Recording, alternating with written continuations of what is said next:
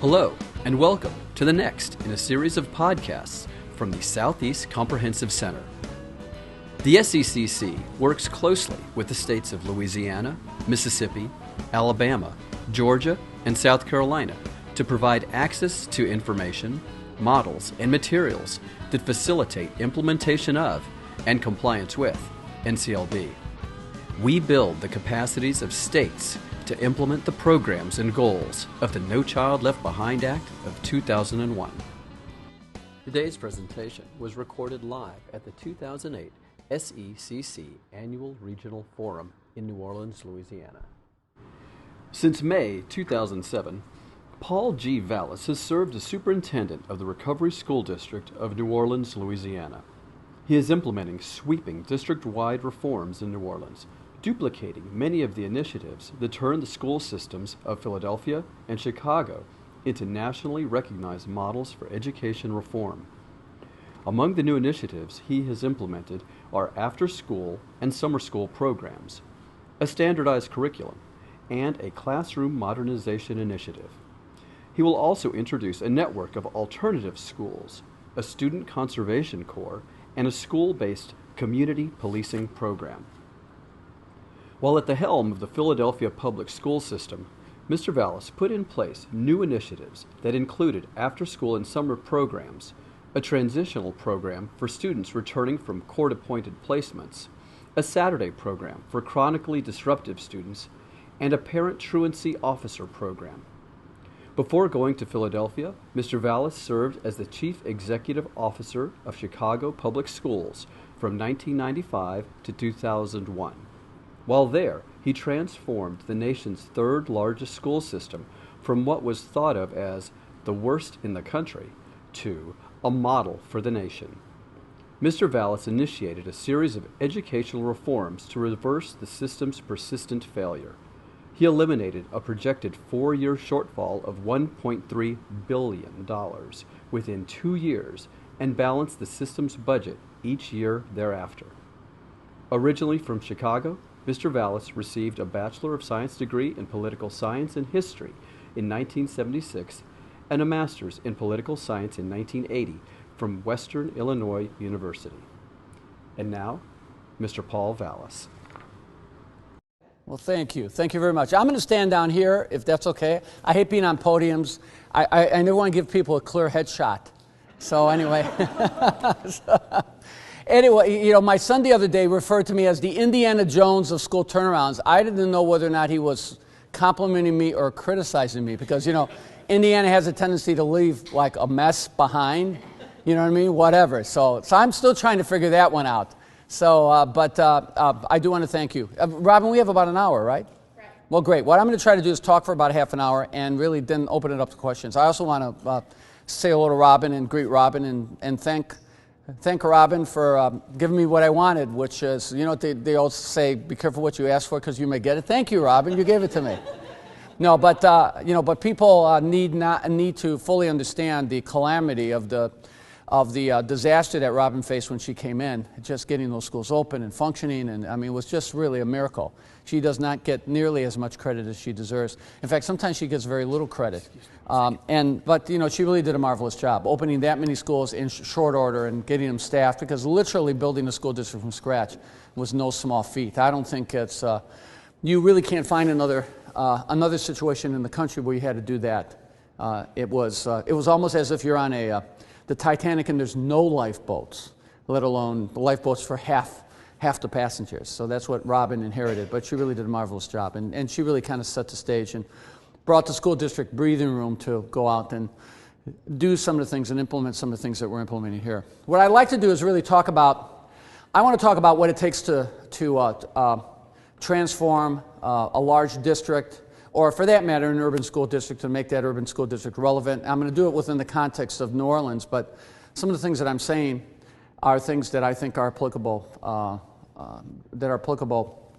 across the country. So there are certainly lessons here that we're learning, or lessons here that we're going to be teaching other people that I think have applicability across the country. Before I say that, though, let me just say that I think what ails public education is not that public institutions are somehow deteriorated, or somehow the quality of education, the quality of education delivery services is somehow worse than it was maybe 10, 15, 20, 25 years ago. No, I think the problem with public education is the problem of all public institutions, and that's relevancy. Public institutions do not evolve quite as fast as society around them. So what happens is, while I think the quality of teaching has never been better, I think the standards have never been higher. I think the problem is schools have just failed to change. They haven't evolved fast enough. Look, we didn't even start focusing on curriculum instruction. We didn't even talk about things like standardized curriculum instructional alignment, etc., standardized professional development, more intensive professional development until like 15, 20 years ago. I mean, the whole focus on curriculum instruction is a recent phenomena, yet that's our core mission, curriculum instruction. Look, the school day is still based on the Farmer's Almanac, the school day, the school hours. I mean, who has a work schedule like that? 180 days of the year, 6.5 hours a day. In Peoria, they just shortened their school day. Now the schools get out at 2:45. I mean, some school districts are going in reverse.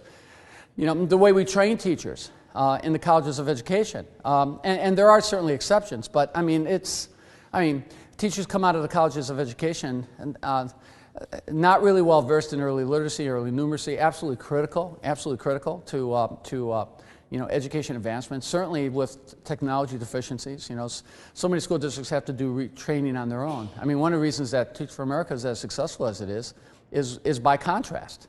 They recruit the best and the brightest, and when you recruit the best and the brightest, they come in with certain skills that, that they do not necessarily have to acquire through the universities. So when you provide them with that intensive training, that intensive in-the-classroom training, they're as equipped as anybody to hit the ground running. And here's the other irony. I mean, Teach for America teachers spend about as much time in the classroom as teacher candidates who are in a 4-year College of Education program. Why? Because we only do student teaching like one semester. Well, Teach for America really does student teaching for about one semester. The rest of the time we spend in classroom instruction, in largely irrelevant subjects. So the challenges that we face is one of modernizing our public educational institutions and then creating the type of flexible institutional framework so that those institutions can continue to evolve, can continue to adjust. And, so that's really the challenge. So the challenge is making education relevant and then making the educational institutions flexible enough so that we're keeping pace, so that we're making adjustments. So that's really the big challenge. Let me talk about New Orleans for a couple seconds. Clearly we have great challenges in New Orleans. 85% of the kids are in the Tier 2, Tier 3 category. First of all, the Orleans Parish School Board kept the magnet schools and the magnet charter schools, which were charter schools that charters that came in and reopened many of the closed magnet schools, but they're select enrollment. There was an article in the Picayune about the seven schools. They didn't mention that they're all Orleans Parish schools that are select enrollment, but then they reopened magnet schools, so you expect them to be select enrollment. So the article was a bit misleading, but the Recovery School District has the rest, which is all the underperforming children. Only 1% of the children qualify as being gifted. 85% of the children are in Tier 2, Tier 3, which for the laymen out there, and there's not too many laymen or lay persons out here, Tier 2 and Tier 3 are children who are 1.5, 2, 3, 4, 5 years below grade level, and sometimes more. So you have that challenge. Plus, 2/3 of the student population is 1 to 2 years older than their grade level. Part of it is due to the fact that the state has a retention policy that retains with a vengeance. You know what I mean? You retain and retain and retain. And then, but there is some flexibility in the retention policy, but most superintendents are too intimidated to take full advantage of something like transition 9th grades and transition 4th grades. You can actually transition kids to the next grade level even if they haven't passed that exam, if you do certain things and you provide certain interventions. But there's generally been a reluctance to do that. So it's not so much that the policy is punitive, but people are afraid to take full advantage of kind of the provisions or the flexibility that the policy affords, because anytime you appear to be lessening, I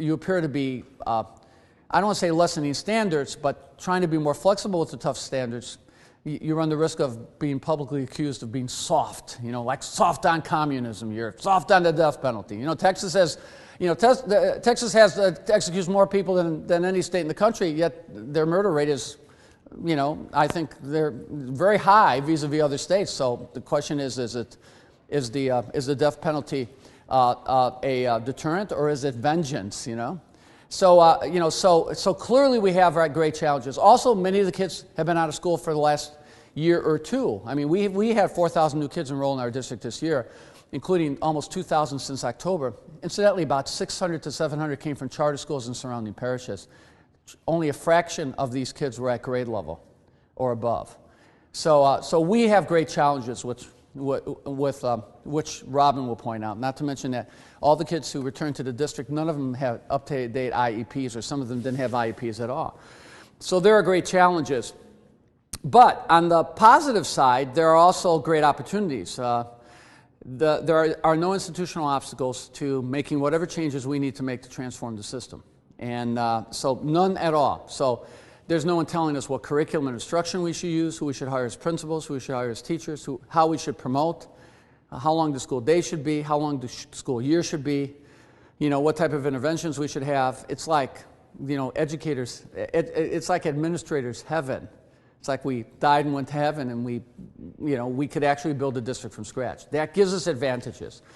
The second advantage is the school district is not large, meaning you have the ability to bring things to scale.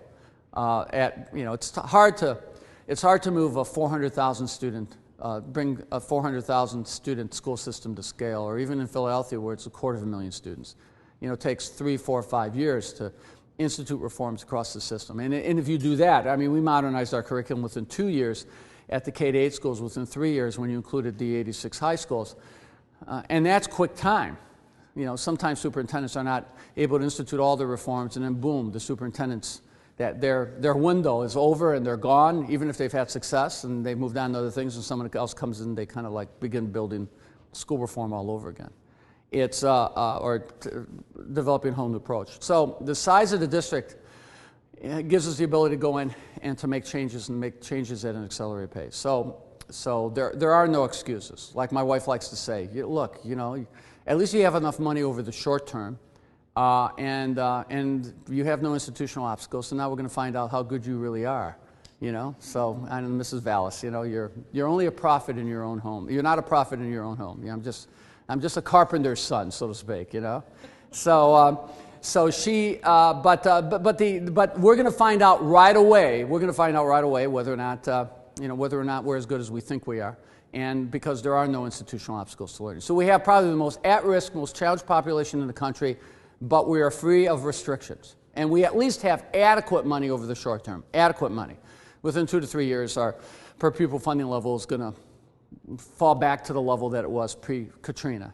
Hopefully, though, by that time we will have shown positive enough results so that we can make the case that kids should be funded at $12,000, $13,000 a kid as opposed to $6,000 or $7,000 a kid. So that's the challenge. So what are the solutions? Let me talk about the 9 or 10 things that you have to do to transform, to make the educational system work. First of all, and I'm preaching to the choir on some of these things. You've got to have universal early childhood educational opportunities. And what we're trying to do, and what we're going to try to do in the next 2 years, is to reach every single family, even if we're reaching them at home through a Parent as Teachers First program, or the Home Instructional Program for preschool kids, the HIPPY program. Even if we're reaching them at home, we've got to reach everyone, because 70% of the brain development occurs between the ages of 0 to 3. So right now, we're actually in the process of assessing. I'm having a hard time just documenting how many kids are under 5. But I've approached New Orleans Parish School Board and Phyllis Landrew, who's been a strong advocate of that, and I said, look, we're spending so much money for early interventions now. Why don't you match it, and let's see if we can reach every single child 0 to 4, and so that every single child is in a quality early childhood, early intervention program before kindergarten. But there's got to be 3 components of this program. One is there has to be early literacy and early numeracy. Children need to be exposed to vocabulary at a very young age, to numbers at a very young age. Children, in that early brain development, when there's a direct correlation between your exposure to vocabulary and your academic prowess. There's all sorts of well-documented studies out there that say there's a direct correlation between vocabulary and academic advancement. And they all talk about the low-income children being exposed to just a fraction of the vocabulary words that affluent children are exposed to. So early numeracy, early literacy is critical. Number one. Number two, early child, what I call healthy kids, healthy minds. Early intervention. Children have neurological obstacles to learning. If it's identified early, you can put them in through very inexpensive interventions that can have a dramatic impact. Children have vision and hearing deficiencies. There are children who have bronchial problems. There are a lot of learning disabilities that are correctable if identified early. A lot of them related to physical health, a lot of them related to mental health. You strike early, you intervene early, and I'm not talking about 4 years old. The LA4 is a nice program, but the LA4 is too late too. You need to get kids between the ages of 0 to 3 because so much of the brain development occurs during that period. Third thing is you've got to do parental training. We've now come close to opening parent community centers in all of our schools, and we're trying to train a cadre of parents who will go out and train other parents, first-time parents. So all the parents who have a first-time child in the school system, all the parents who have children in our early childhood programs to primary grades will have to go through some parent training, some parent orientation, train the parents in basic skills. Those are, those are critical interventions. I think we're going to try to reach we're actually going to try to reach either directly or indirectly about 1,000 more kids this year, even if we're reaching them at home. And it means visiting the home once a week, and it means making sure the child gets a checkup, and it means working with the parent and giving them these little home instructional guides so that they can work with the child and stimulate the child and expose the child to numbers and literacy. The whole objective is to reach the child, get the child, train the parent, get the health care evaluations, do the early numeracy or early literacy, and we think that'll make our job a hell of a lot easier once these kids enter kindergarten. The second thing is I'm a firm believer in managed instruction. I believe in standardized curriculum and standardized curriculum instructional programs, managed instruction, data-driven instruction. If you look at the school districts that have had the most success, Council on Great City Schools, Katie Haithcock, they've all done some great research in this area. Katie Haithcock from Education Trust.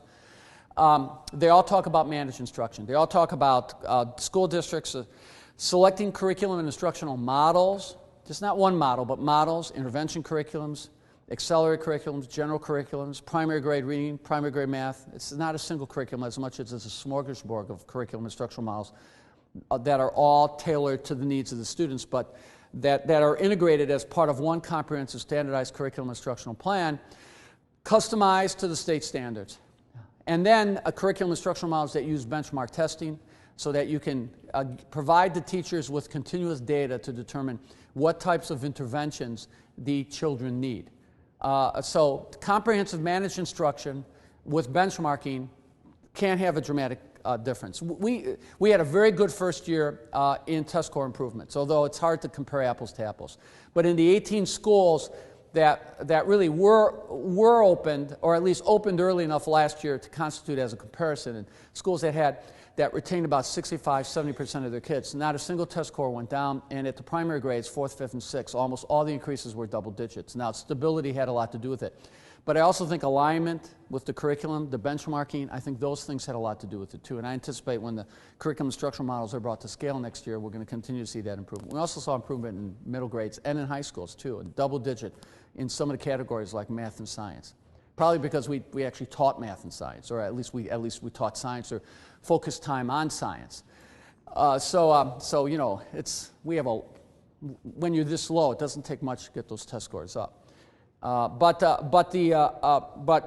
a superior managed instructional program can make a difference. Plus, if you provide teachers with a superior managed instructional program, and if you provide them with the training on that program, and this coming year there will be 22 days, full days of professional development training throughout the year, you can take new teachers, first-year teachers, teachers who have continuity mastery and are bright, are sharp, like the Teach for America teachers that we're hiring. And by equipping them with superior curriculum instructional models, they actually become outstanding teachers from day one because you give them the only thing that they lack. They don't lack the energy, they don't lack the optimism, they don't lack the attitudes. When I meet with my first-year teachers, none of them make excuses about why the kids can't learn. They don't say, oh, the parents are this or that, or the kids are disruptive, you got to get the bad kids out of the class. All they tell me is what they need to get the kids to the next level. And each of them has a story about how they're innovating. You know, now, within 3 to 4 years, they may start making complaints. But at least initially, you know, it's take advantage of this optimism while it lasts until it burns itself out. But you provide them with superior curriculum instructional models, you equip them for the classroom, and their first-year teacher, if that teacher is talented and motivated and has a work ethic, is a high-quality teacher from day one. That's why my Teach for America teachers have all been successful. What you also do with the teachers that the veteran teachers is you kind of rejuvenate them because now you're giving them the resources that they need and that they've lacked. And teachers teaching out of their area certification, teachers that are overwhelmed with classroom management issues, what you're doing is you're giving them the tools to be effective. You're giving them the ability to reprioritize their time because now you're preparing them for that classroom. Also, this coming year, all the teachers will have 90 minutes of prep time during the day too. So the professional development with the prep time, and those professional development days are added to the regular school day, or added to the regular school year calendar. So we're starting about 3 weeks earlier, and we're going to go from August 18th to June 12th. That'll allow us to add that additional professional development time and not necessarily cut down on the number of instructional days. Same number of instructional days, just more professional development time. So those are the type of things that we think, and that's not counting the summer semester. So the curriculum instructional models, the management instruction doesn't make a difference. You've got to increase the instructional time on task. Third thing is you have to have instructional time on task. The school day is too long, the school year is too long. We are about to be eclipsed educationally by most of the developed and underdeveloped countries. What has given us our edge has not been our inferior K-8 system. And I'll tell you, people say, the K-8 system is inferior because we don't focus enough time on the cognitive skills, not enough time on math, not enough time on science. I'll tell you the fundamental reason why our K-8 system is inferior. The days are too short and the years are too short. I think underlying everything, you can talk about everything, I think fundamentally that's the problem. You know, when you have a 180-day school year and a 6.5 hour instructional day, you can't give math and science the time it deserves. You're focusing so much time doing language arts and reading intervention that you're shortchanging everything else.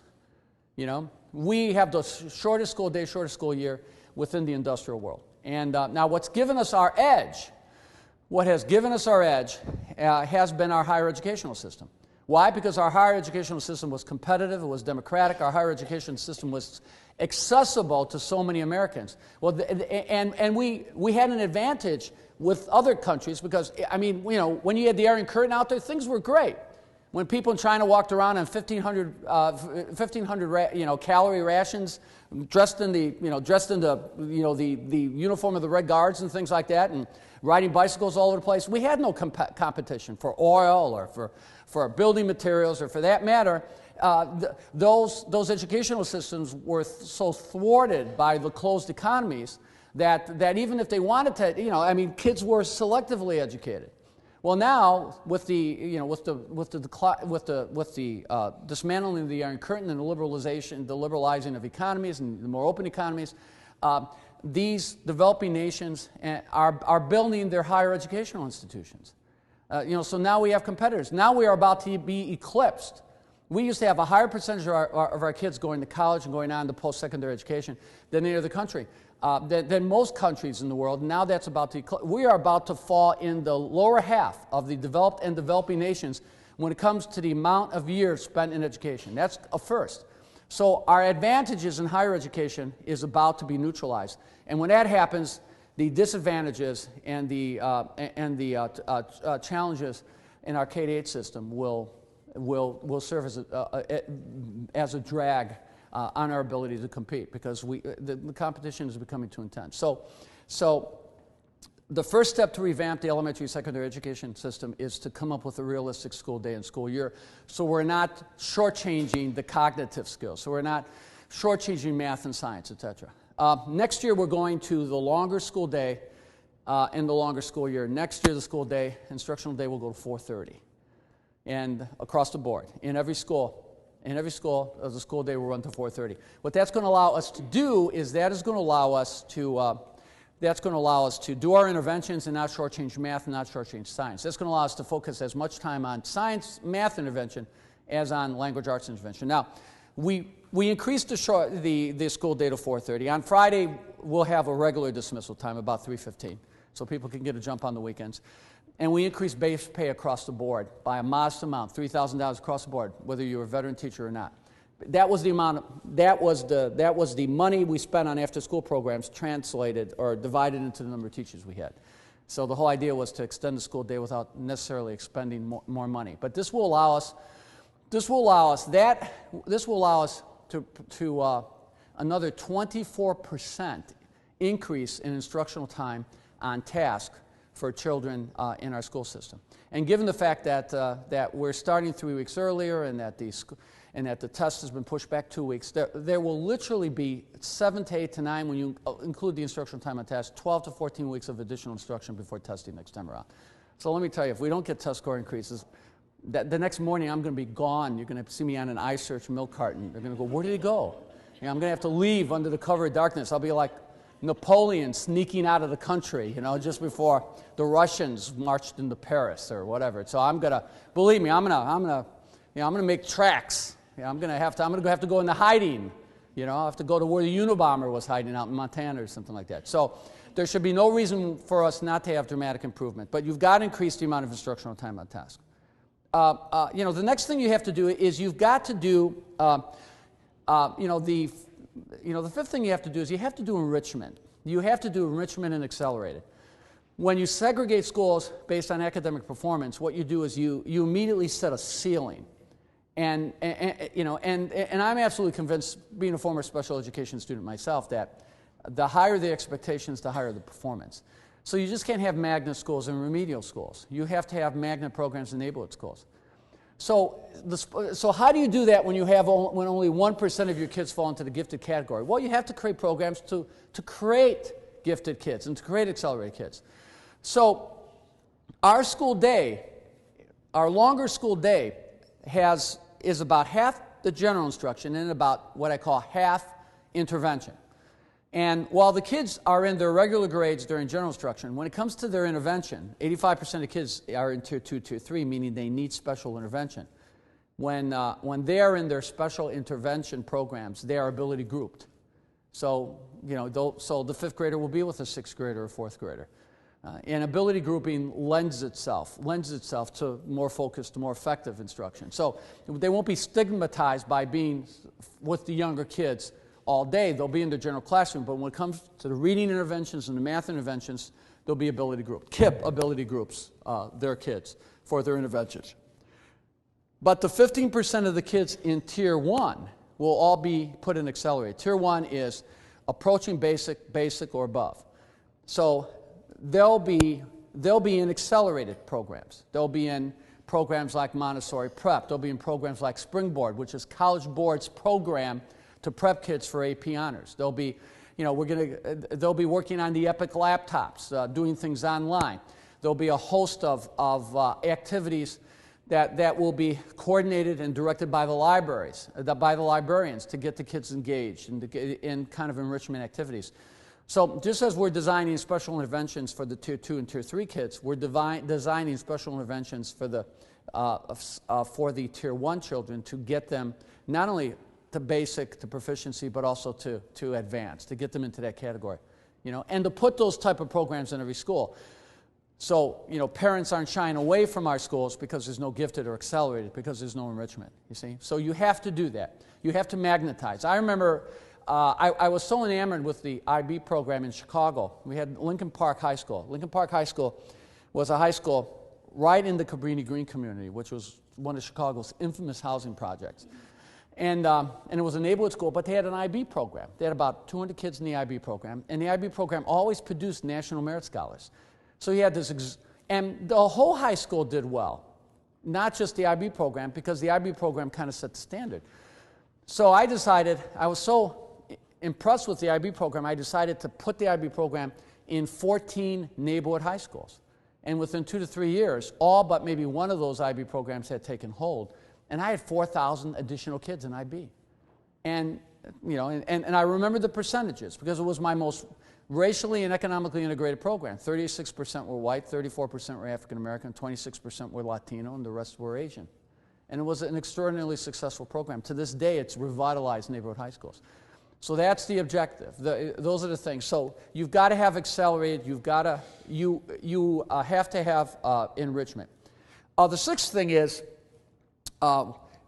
professional development. Teachers, teacher recruitment, teacher training, etc. Yeah, I'm a firm believer that what you have to do to recruit the best teachers is broaden the pool of eligible teachers.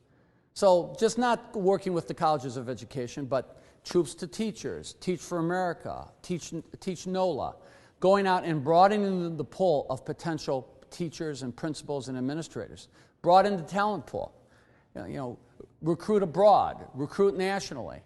You know, grow your own. You know, our problem is we wait for the teachers to come to us as opposed to going out and getting them. And I'll tell you, you know, the policy of providing incentives to lure teachers to New Orleans, I think was a mistake. Because we lured people who came here for the money and not for the love of teaching. So we're not doing any incentives next year. And you know, we have no problems with applicants. We got more applicants than we got positions for. So hindsight, doing it over and over again, I would have probably, you know, I will use the balance of the AHEAP money and I will use it to fund programs like TAP and to teacher incentive programs, performance-based bonuses and things like that. You know, so having the ability to recruit the best and the brightest is absolutely critical. Because if you broaden the pool so that you can recruit the best and the brightest, and sometimes that means setting up your own alternative certification programs or going to other programs. I think it's in Mississippi, they're creating their own alternative certification program where they're recruiting like the top 10% of their university students into the state program, and they provide them with all sorts of incentives to get into the teaching ranks. And they recruit among all the various educational departments and educational focus areas, doing those type of things. And then providing them with superior curriculum instructional models, and providing them with the benchmarks, and providing them with the critical professional development, that can make a difference. You know, right now I'm having no trouble not only filling vacancies, I'm having no trouble recruiting principal candidates because the alternative certification programs like Teach for America that have been in effect for 15 or 17 years, there are many, many, many individuals who have elected to stay in the education profession. And they are now ready to be principals, assistant principals, curriculum instructional coordinators. And not a lot of school districts want to dip into that pot because they're non-traditional educators. Yet all the charters dip into that pot. That's how KIPP gets their extraordinary principals every year. Well, I got them. I have like 30 resumes from some of the top Teach for America teaching veterans who decided to make education a career.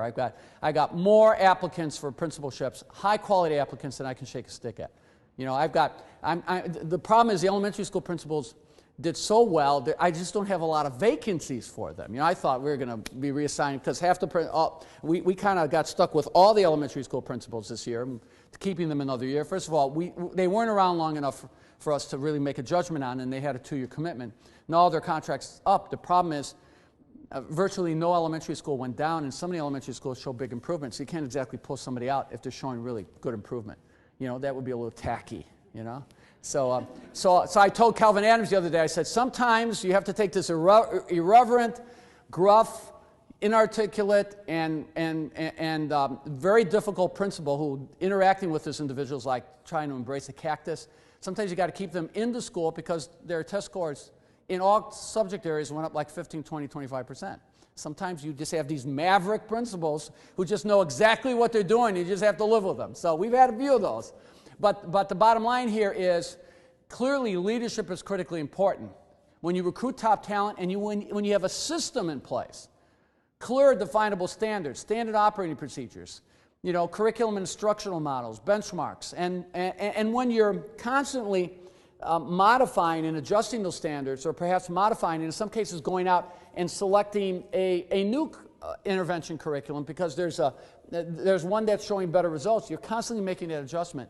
You know, that combination of top talent with a really strong, comprehensive education plan using curriculum instructional models that the data has proven to be successful can be a dynamic combination. A couple other things that are critical too. Let's talk about classroom resources. One of the things that I've learned in Chicago and in Philadelphia, and I'm not going to make the same mistake here, is to focus on modernizing the classroom before I focus on building new buildings or replacing existing buildings.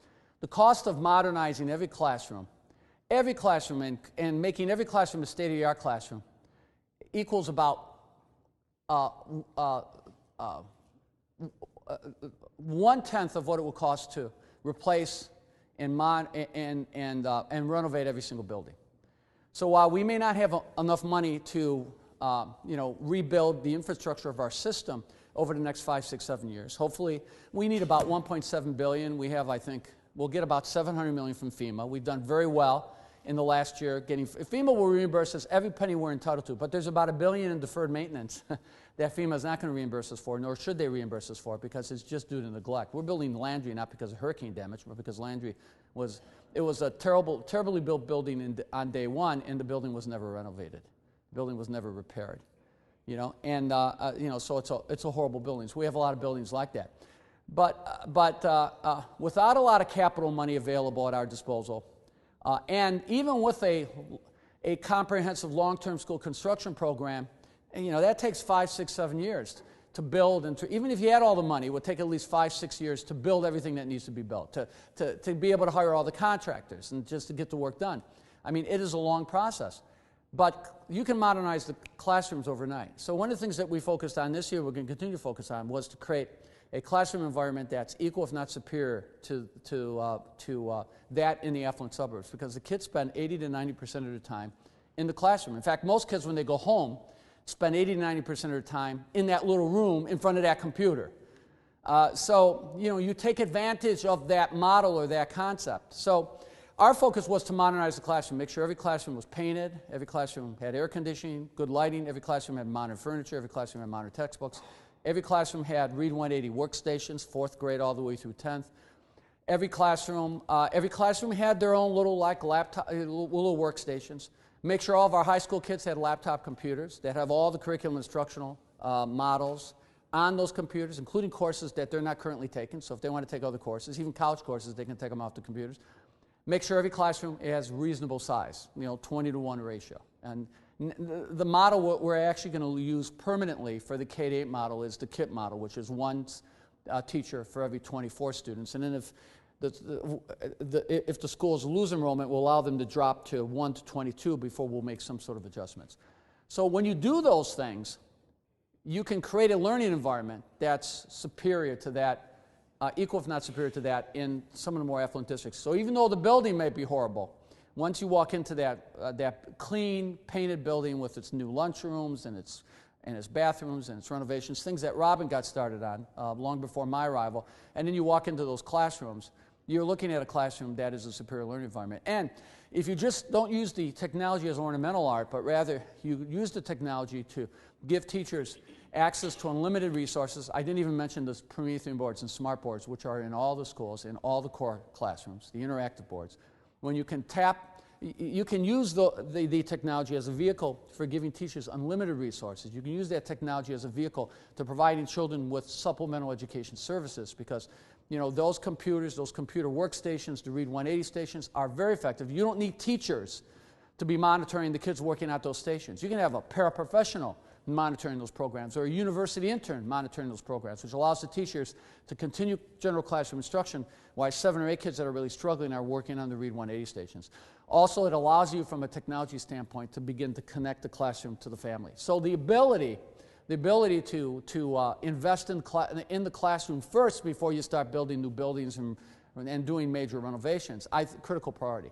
And then, so it's like you're investing in curriculum instruction. You invest in curriculum instruction, you invest in professional development, you invest in classroom modernization. If you do those 3 things, irregardless of what happens anywhere else, you're going to have a quality work product. And then there's a couple other things. Let me just say a couple things about high schools. The reforms that I've talked about, the curriculum instructional reforms, classroom modernization, they're K-12. All the things I've talked about, putting accelerated, gifted, AP, we're talking about K-12. It's the same approach at the high school level as it is in the elementary school level. But But let me say a couple things about the high school level. Like the elementary schools, we're also extending the high school day, where the high school day will go to really 5 blocks, 5 instructional blocks. Now, some people say, oh my God, the kids aren't going to go to school if you go to a 5 block because they don't want to get out at 4:30, etc. But the 5 blocks give us unique flexibility. Now, we're doing the core curriculum, the standardized curriculum, the benchmark testing. Believe it or not, even in high schools, we're putting AP honors in the high schools too. A lot of our AP honors courses are actually going to be online because we don't have enough kids to qualify for AP honors. But there's no reason why I can't set up kind of a virtual or a cyber AP honors course in that school where you have one instructor centrally located working with 30 kids or 40 kids in schools within the system. So even kids who want to take AP trigonometry or AP calculus has the ability to do it. Plus, the Epic laptop computer actually allows kids to take those courses on their own if they elect to. There was a much celebrated case of somebody from Education Week visiting Rob Wine, and it was during break, and a student was in the courtyard, and the student was working on something, and she was actually teaching herself trigonometry on the laptop computer. Rob Wine doesn't have a trigonometry class. So, so that technology offers you the potential, offers you the ability to do that. But but our approach, we're bringing 2 elements to our high schools that beyond the talent development model and kind of the core curriculum, extended day model. We're going to do 2 things in the high schools that we think are going to have a dramatic impact in the high schools. There's 2 reasons kids drop out of high school, besides not being ready for high school. And if you address these 2 issues, then the readiness issue will take care of itself. Because the readiness issue is rooted in low expectations to no expectations. It's not rooted in the lack of low state standards. State doesn't have low standards or open-ended mandates. This state has a tough accountability system. This state has high standards. This state is doing everything that they're supposed to do with regards to demanding excellence. But the kids have such low expectations that they're not motivated to do well. Well, 2 reasons. Reason number 1 is no expectations for college. The kids tell us this. You look at the Time Magazine special report on education called Dropout Nation, and the kids say, and there's a direct correlation between low income and low achievement, low income and high dropout rates, low income and low graduation rates, a direct correlation. So it's not an issue of race, it's an issue of poverty, and it's an issue of expectations. And the kids say, no one has told me that I can go to college, nobody's encouraging me to go to college, nobody's putting me on a college track, either at school or at home. None of my friends have gone to college, none of my neighbors, my parents haven't gone to college, et cetera, et cetera, et cetera. And the kids know this, So when you have kids like in primary grades and in the intermediate grades, okay, no one is going to college, no one is encouraging them to go to college, and they might have somebody in high school who has gotten into high school, but because of their persistent failure to pass the GE exam, they can't graduate high school. Only 38% of the seniors last year graduated high school because of their inability to pass that exam. And say a 4th grader sees their 8th grader failing the LEAP. Now the 4th grader fails the LEAP. That's it.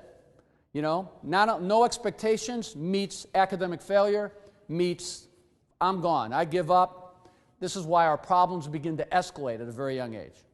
So what do you have to do to change that? And then there's the second reason. The second reason is financial. Not financial, I can't afford to go to college. That's certainly a factor. But financial, I'm in high school, I'm not going anywhere, I'm barely hanging on, I'm failing half my courses, I have no skills, I got to go out and work. But yet the vicious catch-22 is the low expectations has not produced either the performance, the ability, the achievement, the work ethic, the discipline to enter the workforce with any appreciable skills to allow someone to even be trained in basic skills jobs. And yet now knowing that academically they may be at the end of the road, they're now looking for work with absolutely no skills to assume those responsibilities. So kids drop out and they drift into other things, and sometimes not always the right things. So you have to change that dynamic. I mean, you got to do all the curriculum instructional reforms, all the core reforms I've talked about doing are absolutely critical, but you also have to change the expectation. So you do it by a couple of things. First of all, you connect every high school to a college, and you make the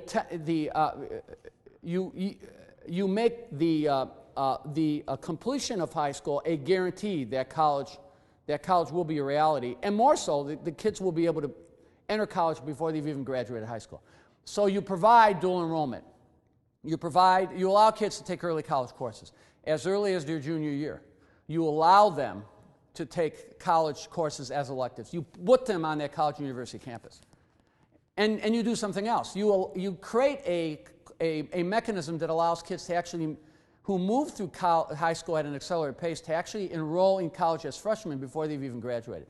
We did a pilot program in Philadelphia. We took a magnet school, Central, our elite magnet school, second oldest school in the country, and then we took Germantown, our worst performing high school, where 200 students had at least one parent who was incarcerated, 99% poverty school. And we put 20 kids from each of those schools in LaSalle University's early college program, where they took freshmen, full freshman load their senior years. The kids in both schools did equally as well because of that expectation. In fact, we had 80 kids from Northeast High School attending Catholic Manor College. 80 kids. It's 90% got C's in all of their courses, so they're able to earn college credit. So you create that connection, and suddenly you can start telling those 4th, 5th, and 6th graders that high school is college. Guaranteed. You get into your junior year, senior year, you're in college. We're going to pay for college. You're going to take college courses, college electives. Tulane is talking about a program right now where they're going to provide 4-year scholarships for 50 kids. And they're going to connect their program to the high schools, and the kids can start kind of entering the sweepstakes as early as like their 9th or 10th grade, and then when they graduate, they'll give them those 4-year scholarships. So you start doing programs like that with colleges and universities and community colleges, and suddenly you're going to change the expectation. No matter, because now the kids are going to know. Now you can start telling the kids before the first LEAP exam that high school means college. Second thing is to do universal work study. There's a high school in Chicago, it's called Crystal Ray. It was started by the Jesuits. And the Crystal Ray High School is unique in that it's a magnet school. They only take low-income kids. So the schools are usually about 100% minority, 100% low-income. They now have 12 schools nationwide because Gates has taken an interest in that school, and he's been funding them. And they're unique because besides the good Jewish, the good Jesuit discipline and those type of things. They're also unique in that all the kids work 4 years. 4 years. Their 4-year high school curriculum includes paid work study. So all the kids are in work study. Now, of course, it helps pay the tuition, but they have like 90% graduation rates, and vast majority of kids, over 90% of kids go on to post-secondary educational institutions. So we're actually going to try to replicate that model here. This year we had 400 jobs for our seniors. And it's going to take an adjustment because we had kids who didn't even show up despite the availability of the jobs. And we had kids who showed up, took the jobs, and then within a week or two had dropped. But we also had kids who took the jobs and now they're flourishing and now their employees want them back for the summer. So it's going to be an adjustment, but we're going to try to do the entire senior and junior class next year, and we're going to work study into the curriculum. And because each of the high schools under the Walton grant are reorganizing into college preparatory high schools with credit recovery, but also with connections to specific industries, where students who go to the Law and Public Safety Academy will do their internships with the fire department, the police department, paramedics, the sheriff's office. Children who do their internships, who go to the engineering, math, and science, will do their internships with Lockheed, with NASA. Children who go to the Health Careers Academy will do their internships with the local hospitals. So the whole objective is to get kids, hopefully, into these work-study internships 1, 2, 3 years. You put children in those work-study electives, and you're going to see a transformation. Because, even if the kids are running errands, there's going to be a transformation. First year, they run errands. Second year, they do more substantive work. Third year, maybe they do, maybe they're working as tellers, or they're being taught the more sophisticated responsibilities in a bank or a local hospital, etc. Not that they're not going to be doing IVs or anything like that. Okay, so although I have a 19-year-old that's 4 exams away from being a trauma medic in the Marine Corps, and it's in 19 years, I don't trust him when he drives. You know what I mean? Let alone doing blood transfusions and things like that. It's amazing how quickly the kids can learn and can master when put in that right environment, you see. So we're going to do universal work study. And this is how the longer high school day makes that possible.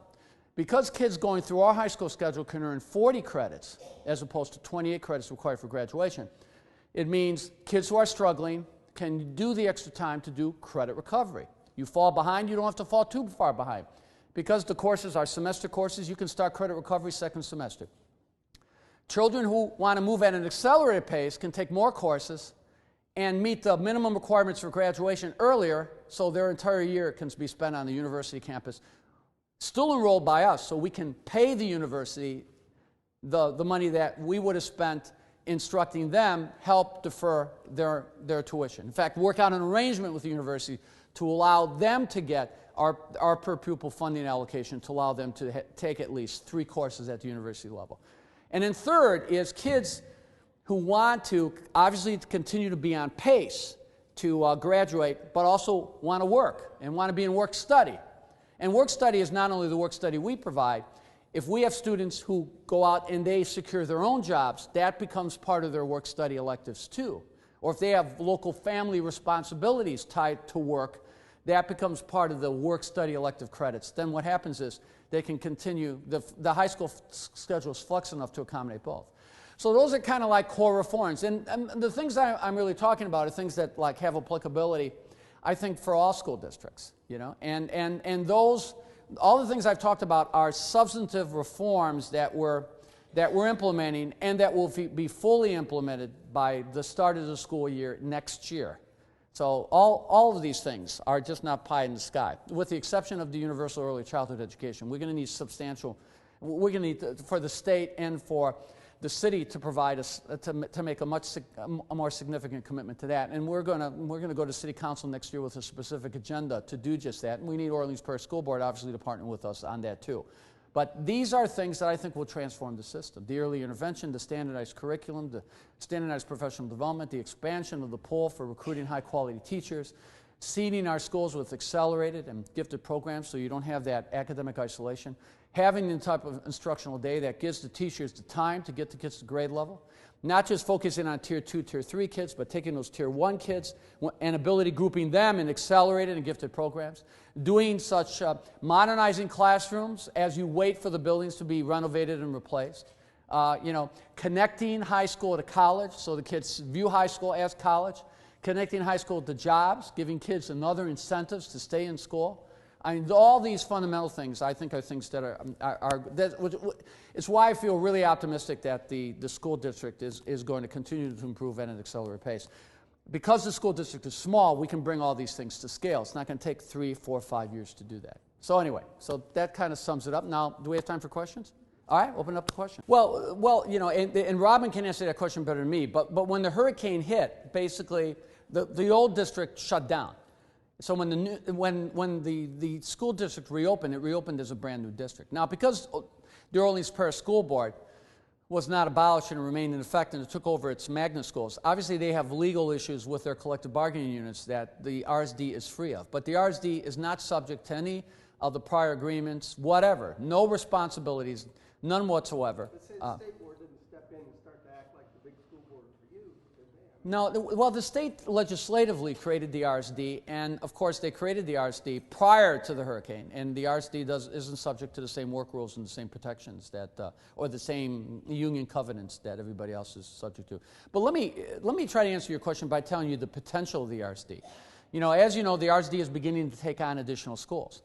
And so far the approach has been to identify schools that have been failing and to turn them over to charters, or to, in the case where they're showing some progress, it has potential for progress, working out MOUs to get them to implement certain reforms.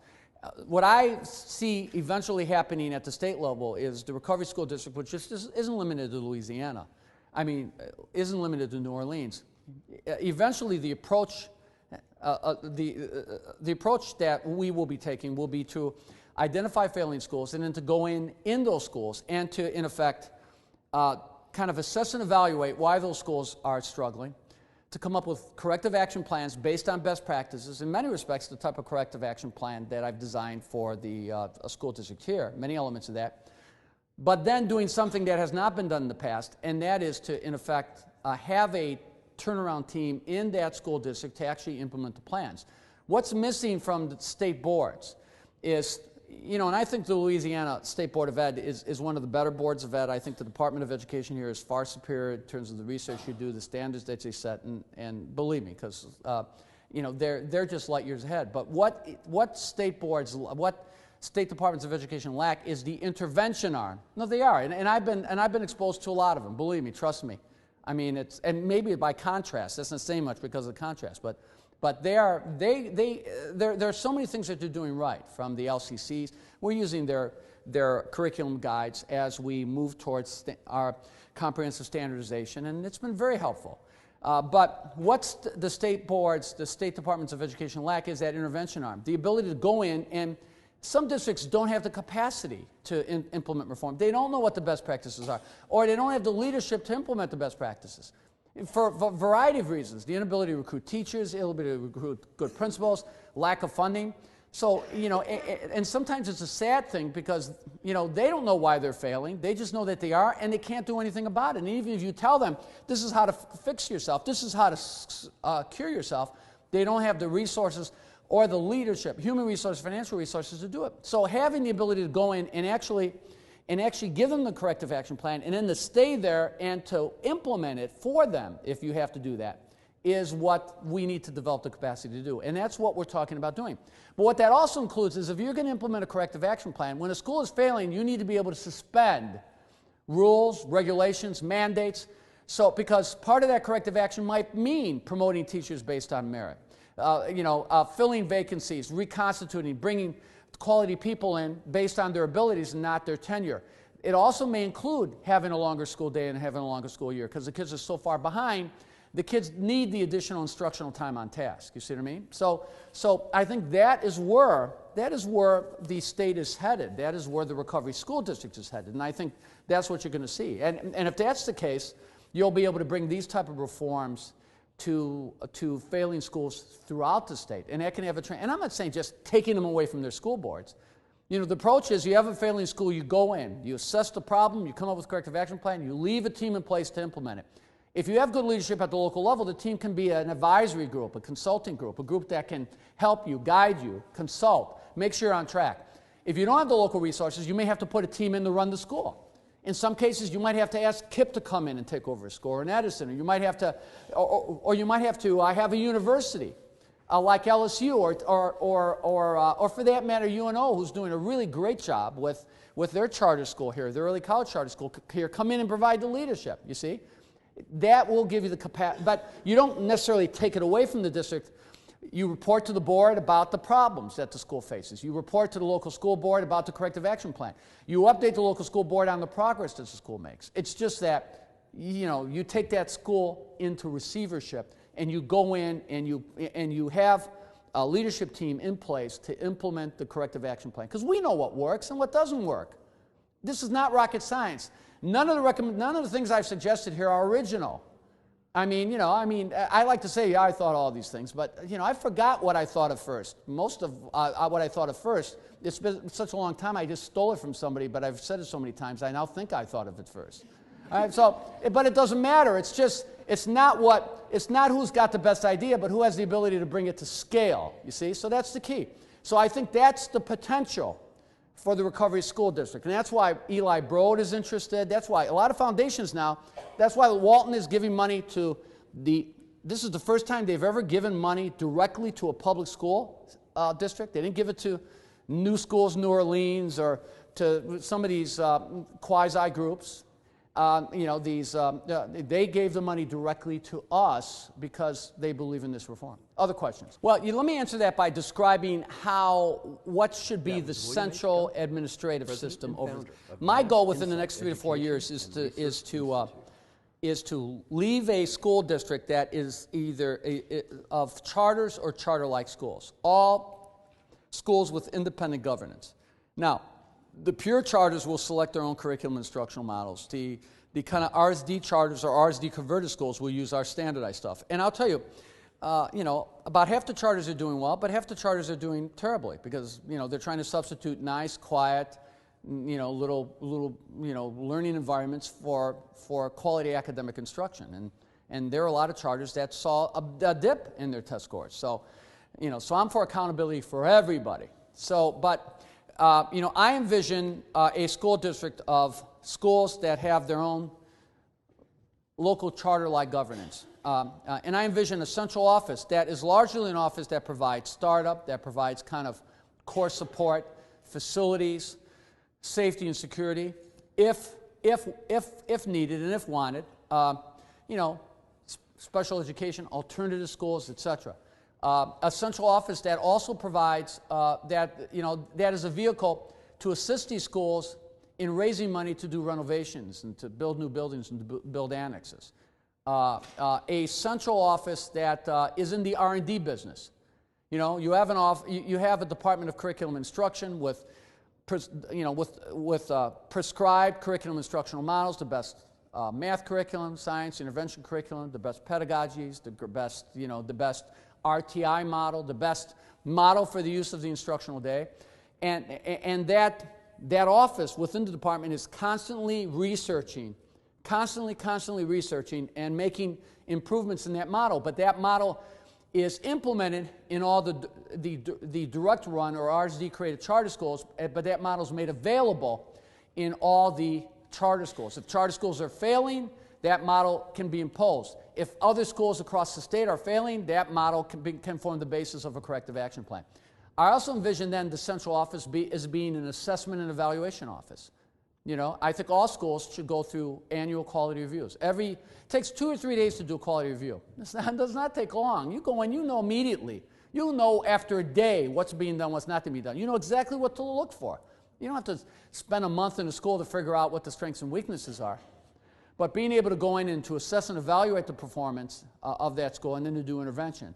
So that's what I envision that central office to be, kind of a resource office. You need facility support, you need infrastructure to support operational safety and security support. You need a pool of qualified teachers or qualified leaders that you can recruit. You have that ready pool. You make that available. Charters, public, charters, struggling public schools across the state of Louisiana. You go in, it's an R&D office, it's an assist office, it's an office that does assessment evaluation, an office that does intervention. So what you're going to see in the central office is a continual downsizing of the central office. We downsized last year, we're downsizing again this year. It's eventually going to be a very light office. Right now, about 5% of the budget is spent on central office services, and about 5% of our employees are in the central office, and that percentage is going to continue to decline. So I think that's what you see. Also, this also does something else. By giving these schools their own local autonomy, obviously there are advantages to that. I think within a strong accountability framework, there are certainly advantages to that. Greater local involvement. People at the local level are forced to be innovative. They don't wait for you to tell them what to do. They don't wait for you to tell them what every innovation should be. When they have freedom, they can be more creative. And then if they're not creative, you find somebody and you put somebody in who can be creative. But giving these schools their own local autonomy insulates them from a return of the old single union contract days, when one contract, seniority, tenure, etc., could impact every school in the district. And the problem is, there's nothing wrong with a contract for a single school, but when you have 100 schools under the same contract, that's when you have one teacher on one side of the city bouncing another teacher at another side of the city. I mean, just the larger the district, the more damaging that type of agreement can be. So I figure if we have 70, 80, 90 schools out there operating autonomously, you're just not going to see the return of the old single collective bargaining days. I don't think and it's not this, we're not trying to keep the union from organizing, but the union will have to organize 70, 80, 90 individual contracts.